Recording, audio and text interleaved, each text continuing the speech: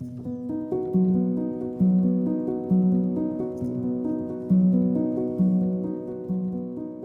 you very much, all of you, for attending this webinar on Perthes, and I'm very happy to introduce to you Adam, who will take us through the reasons why more research is needed. Adam, over to you.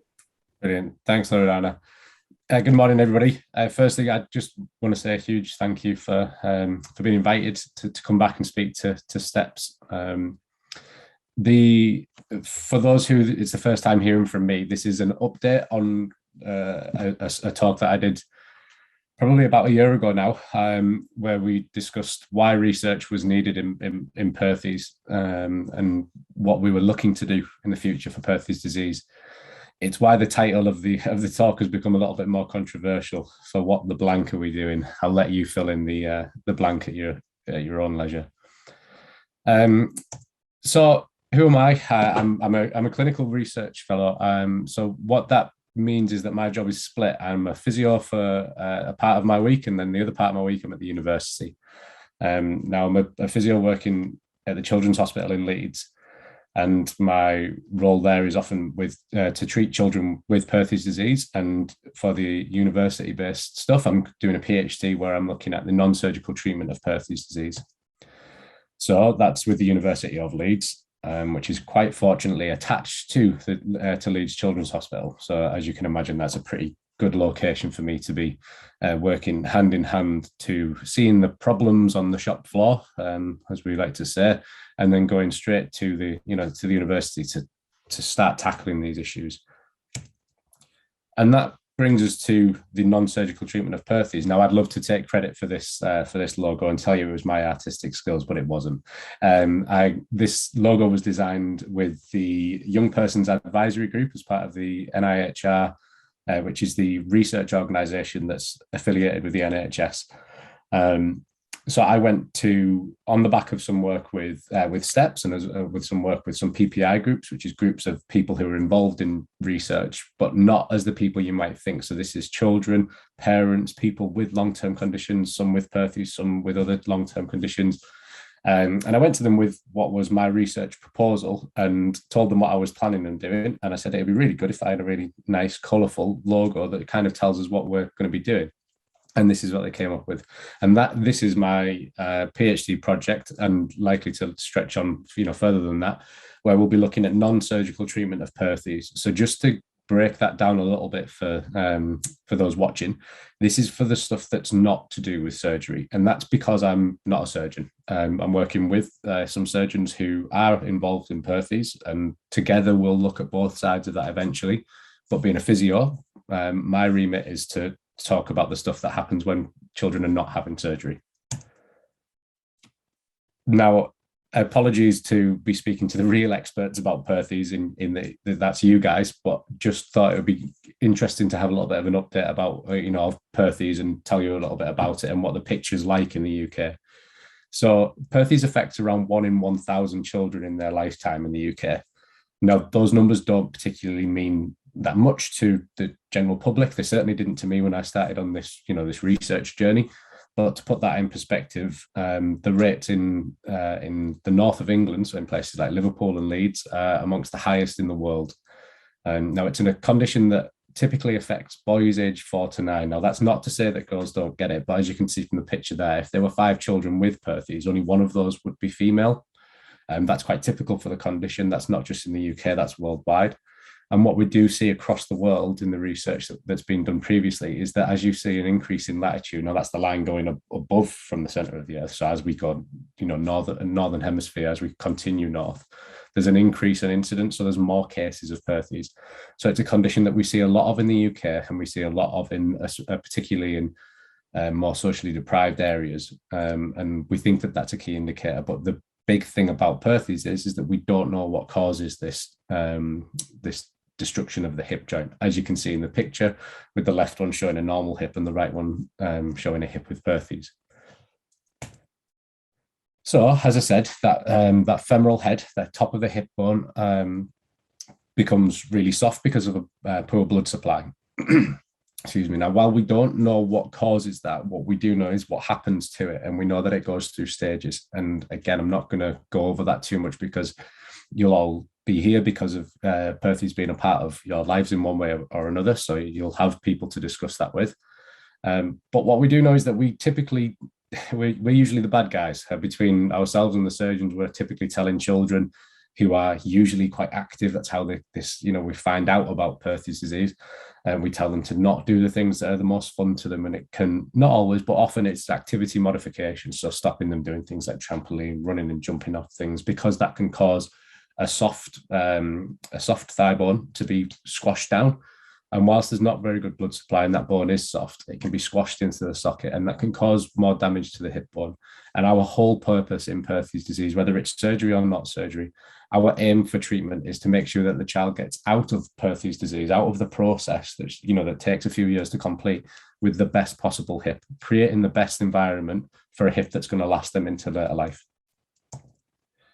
So over the last couple of years, I've spent some time developing research projects, and I've been presenting this kind of thing to people for a while now, asking what we're doing, because we appreciate as healthcare professionals that there's a lot of gaps in what we know. We don't know what we're all aiming for. There's certainly not any consensus, and what that means is that you can line up 10 healthcare professionals who are looking after children with Perthes disease, and they don't typically agree with each other about what should be done. That's not to say that what they are doing is not working, because that's not the case, because we can justify what we're doing and why we're doing it. But we're not agreeing on what the best thing is to do, and that's because we don't have the evidence to support it. So a familiar face to some of you out there, I would imagine, and this is Dr. Perry, he works out of Alderhay Children's Hospital, and he started the British Orthopaedic Surveillance Study.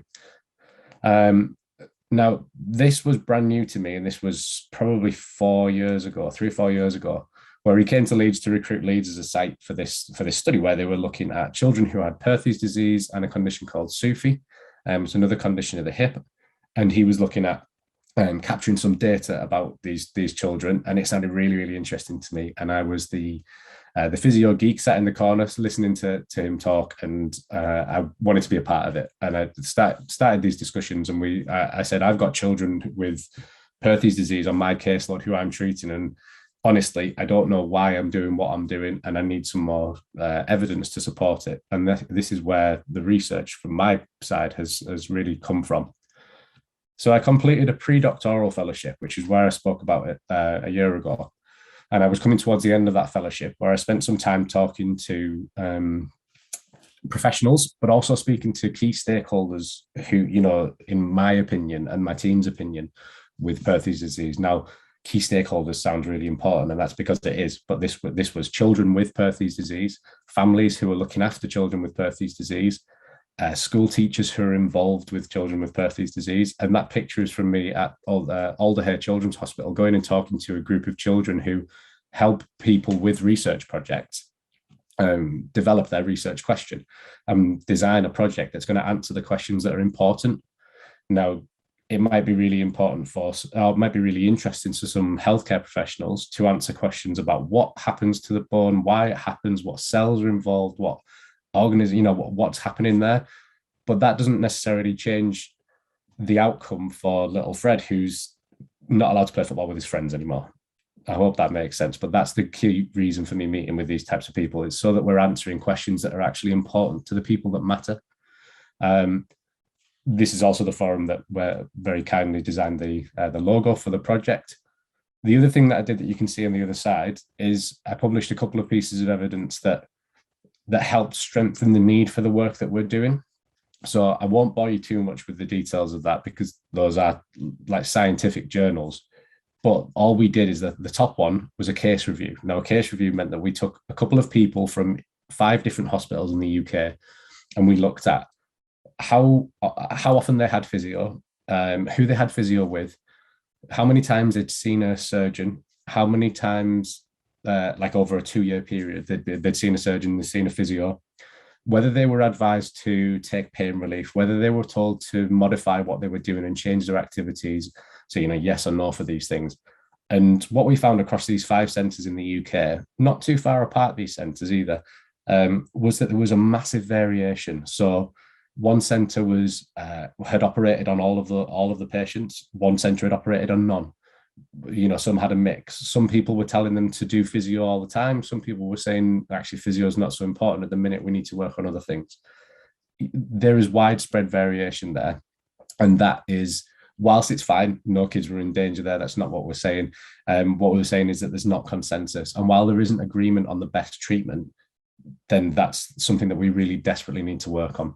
Now, as a physio, I'm interested in the non-surgical side of it. So the second piece of work that I did, the one at the bottom, was a systematic review, which looked at all of the types of treatments that we can do for children with Perthes disease that weren't surgery. So stretching, strengthening, having casts on, spending some time in a wheelchair to not put weight on the hip. There were some treatments in quite a few years ago, so 20, 30 years ago, where we used to put splints and bed rest. And what that review found was that with all of those things, I compared them and did some analysis on what the outcomes of those kids were. So if one patient had loads of physio and loads of stretching, and the other patient just had bed rest, and we put them in a bed for 6 months, which used to happen. Thankfully, it doesn't anymore.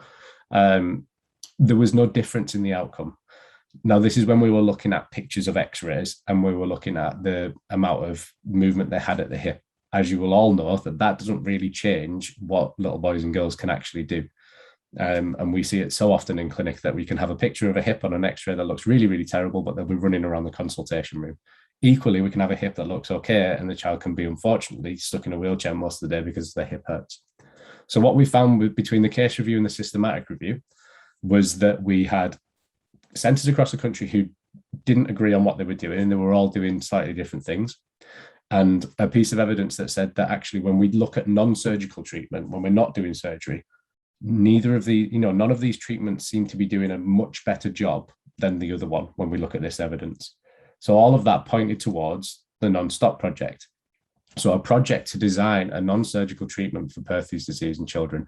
Now, this is not going to be a one-size-fits-all, here you go, do this, and then everything will be hunky-dory, because this is not how it works. What we do is we start a project and we start over a number of years to make sure that we design something that is, it sounds cliche, but by the people, for the people, something that we've spoken to the people who it matters most to, and develop a treatment for them. And the picture on the left is something that I'm really, really proud of from this project, is that in Leeds, we were able to start our very first Perthes clinic, 3 years in the making.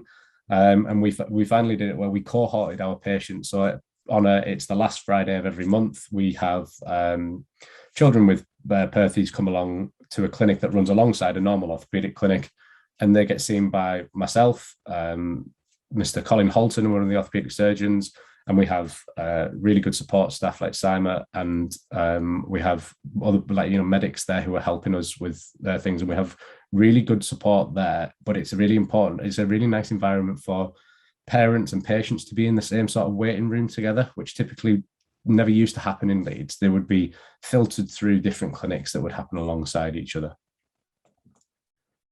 So in terms of what we normally do for Perthes, again, apologies if I'm just saying things that we already know, but I think it's important to understand where we've come from, or where we'll be coming from, to where we move forward. So, we do a lot of things like stretching. We typically try and tell children to do exercises that will offload the hips, so not put as much pressure on the hip. Things like swimming, biking, they're kind of our go-to ones, because, for example, if you think about swimming, the force that you put through a hip when you're in the water is much, much less.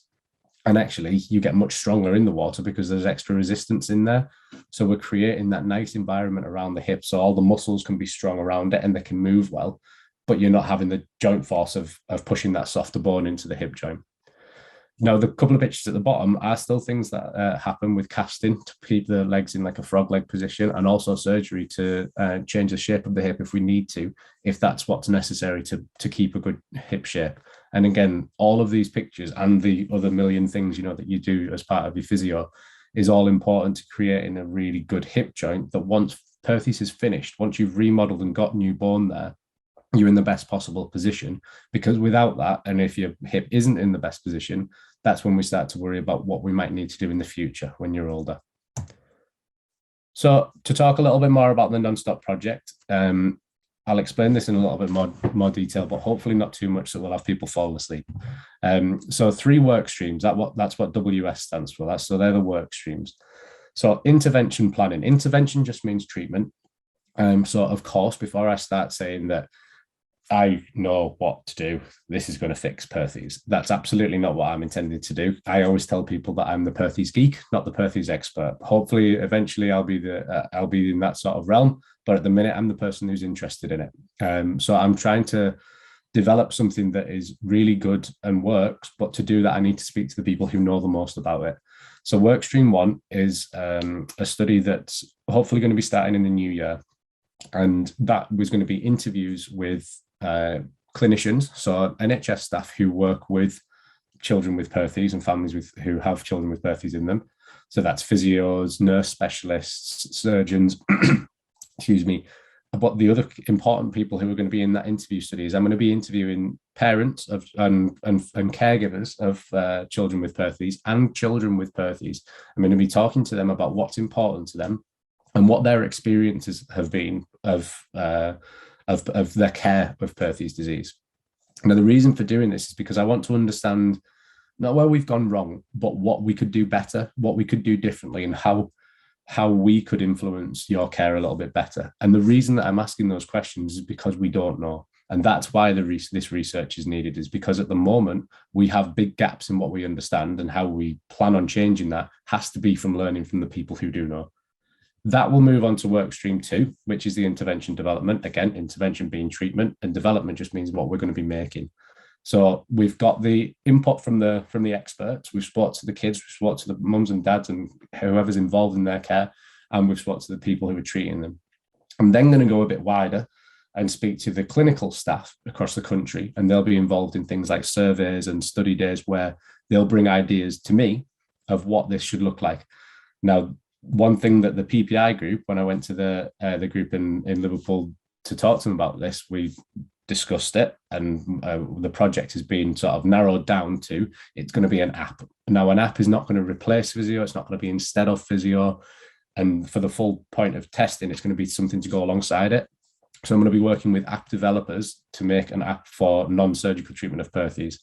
Now, I could have a guess of what that might look like, and you could probably have a guess as well, that it will involve things like exercises, it will involve videos of people who've got Perthes, and you can get a little bit of an understanding of what their experiences have been. But I'm not going to tell you that that's what it is going to be like, because this is all going to be informed by what the experts say in workstream 1, and then what the experts say in workstream 2.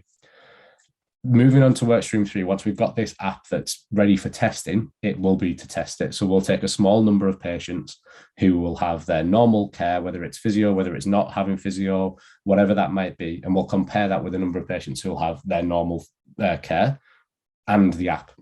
The reason for that is that we'll then be able to compare whether the app has worked and has been usable. And that's not to test whether it fixes Perthes. That's not what we're trying to do. We're trying to see whether it improves outcomes for children and for the parents and for the carers and for the clinicians, to see whether it's usable, because we need to do this on a much, much bigger scale before we can start saying that this will fix everything. And the whole point of that workstream 3, feasibility testing, just means, if you've heard the word feasible, it means, does it work? Does it do exactly what we're trying to make it measure? And again, that is not, does it help with Perthes exactly? It's, does the research trial work? So we'll be talking about things when, if you pick up your phone and it has the app on it, does it work when you hold, when you try and use it on your phone? Does it work on an iPad? Does it work when you're using it as part of your daily routine? And if we have all of that, then we start to look at what happens next. So the other thing that's really important for me is to be doing this as part of steps. And again, I'm really grateful to have steps working as part of this project, because I get to do things like what I did the weekend before last, was going to one of the stepping camps. Now, the reason this is really important for me is, like I've said before, these are the people who make the difference to the treatment for children with Perthes disease. These are the people who are dealing with it 24/7. And having their input means that my treatment, or what I'm helping develop as part of a team, is going to be important to them. And whilst we have the input of these people and people like this across the country, and who are involved with the care, it means that we're going to start to develop treatment methods who are going to make changes that are important to these people. Because like I've said, it might be that us healthcare professionals think that we have to do something that's going to change what the hip looks like on an x-ray. Whereas actually, if you ask these kids what was really important to them, it would be that they were able to light a fire in a forest without having hip pain. And that's what's really important to them. And that's what we did. What happens after that is that we start to look to something a bit bigger. And it's where people like Mr. Perry come in. So what we would hope to have, and we'll check back in a few years to see if we're there, is we'll have a non-surgical treatment for Perthes, and we'll be able to compare that with the surgical treatments. Now, that won't be as simple as two kids walk in the door and one gets surgery and one doesn't, but that's kind of the type of trial that we'll be looking to do. Now, from a surgical side, I'm not a surgeon. That's not my area of expertise, but I'm working with surgeons who that is their area of expertise, and we'll be looking to do that together. But with the research that I'm currently doing, and that I'm working with a big team to develop this and to deliver it, is to answer a lot of the questions that we don't have, because we could go and do this trial right now of surgery versus non-surgery, but I would feel that the non-surgical arm isn't good enough because we don't know enough about it.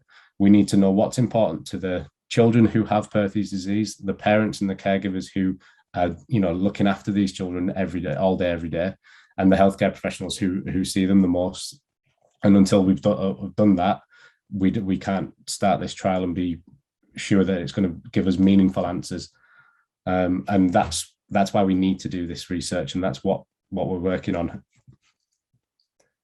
Now, the STEPS has worked really, really hard over the last couple of years to develop Perthes information resources, and I think this speaks volumes, because one of the first things that anybody involved with any long-term condition, not just Perthes disease, will do is they'll go to Google, and that can be a really dangerous place, particularly when this is a world wide web, and you can get different opinions from different parts of the world, and we would really strongly advise you not to do that. STEPS takes a really good initiative, not just with Perthes, but with all conditions, to talk to the people who are experts in this area. And again, this is not me, these are not things that I've put together. This is from speaking to clinical experts in this area. They've put together a parent's guide for Perthes disease, as well as fact sheets. And they're available on the website, and they're really useful and meaningful resources that you can do and you can take and you can trust, because they're linked to scientific evidence. They're valid for the UK because they've been devised and designed using the input of experts in the UK. So please, get to the website and have a look at the Perthes page if you want more information about that. That's it. I'll stop showing now, Dana. Thank you.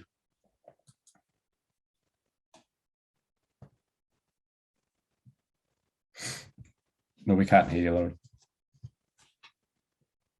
I didn't unmute myself. I apologize. Can you hear me now? Okay. Yeah. Sorry, apologies. Thank you very much, Adam. That was very useful information for those that are with us online. Obviously, those that will have a chance to also see the webinar online. I do have a few questions that have come in, and the first question, and please, those of you that are online with us at the moment, please do submit your question via either the chat section or the Q&A option as well. So the first question that has come in is related to physiotherapy, and as you see it, we don't have consensus, a pathway, and obviously every hospital will apply their own pathway based on their previous experience of research. But a common question is asked is why certain children are told to do physiotherapy while others are told not to. And I guess in addition to that, is physiotherapy, if a child decide or parents decide to do physiotherapy, is that going to have any damage on the hip, which is quite a current question we get asked. Yeah, and it's quite a common question that we get as well in the in the clinics that I work as part of, and I think it comes back to the research that I mentioned earlier that I'd done as part of the pre-doc fellowship.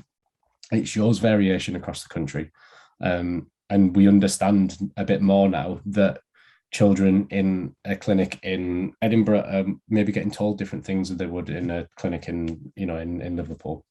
And that's not to say that either is right or wrong. What it means is that there's different understandings and different opinions on things. And this is no different to any other subject matter, that people do have different opinions. But what the key thing to understand there is that this is all about having an open discussion and an open dialogue regularly with your orthopedic team. Now, that doesn't always have to be the orthopedic surgeon. It can be your physio if you have one, of course. If you're not, then you won't have those. It can be clinical nurse specialists. But the key thing that I'm going to try and demonstrate in this project is that the people who are most important in these discussions are not just one party. The children are important in it. The parents are important in it. If we start to understand the needs of everybody, then we'll have a treatment, we'll have an understanding of this condition and a treatment for this condition that will benefit the people who really matter. To go to the question about physio, whether physio can ever cause harm, I'll take off every bias in the world as a physio. One thing that did come out from the systematic review is that one of the key things that physio in Perthes can help and was proven to help is with range of movement and with strengthening. So children who had Perthes and had limited range, so not as much movement at the hip and not as much strength at the hip, which is really common with Perthes disease, responded well to a strengthening and stretching program. In my opinion, if that's the case, and that's a discussion that a patient might have that, then it's something that could be discussed again with the orthopedic team. That should be a really open discussion, and it should be something that you're able to discuss with them. If that's not, then that's something that needs to be managed more at a local level. But generally speaking, as long as you're not talking about, a high impact, running and jumping and things like that can damage the hip, what you can be doing is having discussions with the people involved in the care to see what options are available. Thank you, Adam. And also we have questions related to when you have surgery and then there are potential complications, or it could be that you need physiotherapy because of the surgery. Is that something that happens often at the moment that we see in the UK? And is it typical that after surgery there are potentially complications, and is usually physiotherapy then suggested to the children? I think the issue there is that you get close to a clinical case discussion. But after surgery, for instance, in Leeds, we're involved in a lot of cases, like as in after surgery, we will be involved, but that's because that's how Leeds manages its patients. And again, it comes back to, even in the planning steps to surgery, you can have discussions with your surgeon about what will happen afterwards. Because they're the expert in the field doesn't mean that you have to sit quiet and just accept that what they say is that's what's going to happen. You can ask these questions, and I'd be really disappointed if that wasn't, if you weren't met with a surgeon that was then willing to have those discussions with you about what will happen for the patient afterwards. But in terms of specific sort of complications that might happen afterwards, that has to be managed case by case, and you discuss that with the surgeon, which, like I say, takes you back to, if you're not getting the answers, then you need to reopen those discussions with the people in your hospital. Thank you, Adam. And with regards to non-surgical path, one of the questions that has come in is related to if the decision is that there is no surgery, how often should then a child have physiotherapy, and how often should they see an orthopedic consultant? So it's a really, really good question. It's a really common question, and sadly, that answers this whole talk. We don't know, because that's the point that we're at. Because in one part of the country, we're seeing, those children we brought back for regular review, they'll have monitoring with physios to check range and strength.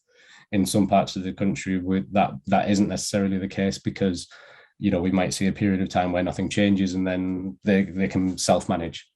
The whole purpose of what I'm trying to do in this project is develop something that is a self-management tool. You could imagine how an app would be something that would allow the child and the family to manage their condition a little bit better without the need for the input from the hospital.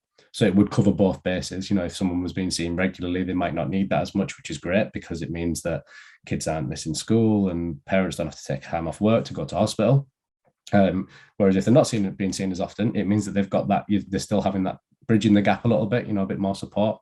Because ultimately, one of the questions we have at the moment is, what is the best way to look after these children? And it includes, how many times should we be seeing these children? So at the minute, that's managed case by case, but that's because nobody's doing the same thing and we don't have agreement on that. So it is one of the focus, it's one of the aims and objectives of this project. Thank you, Adam. And with regards to activities, we talked about obviously swimming and cycling, but are there any other activities that would be good for children? Because obviously children that have Perthes are notoriously very active, and obviously switching from a very active life to non-active can be quite challenging. And one of the questions that's come in is, what else could a parent do to keep a child active, but obviously not damaging the hip? Yeah, and I think, and again, I'm cautious that every child with Perthes is so different, and it always seems to be the case that these kids that present into clinic, with a limp all of a sudden that's come on after really high levels of activity. It's a really difficult thing to be told all of a sudden you're not allowed to do the things that you love.